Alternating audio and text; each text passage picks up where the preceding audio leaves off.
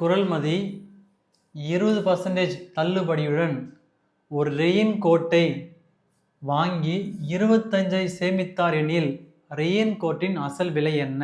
Rain கோட்டோட MRP ரேட்னு கேட்குறாங்க. ஓகேவா? அப்போ அந்த ரேட் நமக்கு என்னன்னு தெரியாது. ஸோ ரெயின்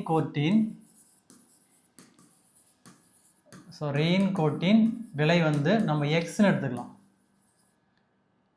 ஈக்குவல் டு எக்ஸ்ன்னு எடுத்துக்கலாம். அப்போ ரெயின் கோட்டோட விலை இன்ட்டு எத்தனை பர்சன்டேஜ் வாங்குறாங்களா? 20%. அப்போ 20/100 ஈக்குவல் டு எவ்வளோ சேமிக்கிறாங்க? 25 ரூபா சேமிக்கிறாங்க. ஸோ நமக்கு தேவை எக்ஸ் தான் தேவை. நீங்கள் எக்ஸ் அப்படியே வச்சுக்கோங்க, ஈக்குவல் டு 25. இது அந்த பக்கம் ஈக்குவல் வச்சு என்ன மாறும்? ரெசிப்ரோக்கில் மாறும். டிவைடு மல்டிபிகேஷனாக மாறும். நெக்ஸ்ட் மல்டிப்ளை 20 இங்கே டிவைடாக வரும். இப்படியே கேன்சல் பண்ணால் இது 1 டைம்ஸ், இது 520 சார் 100 வரும். அப்போ இங்கே ஒரு ஆன்சர் இங்கே 25 × 5 வரும்.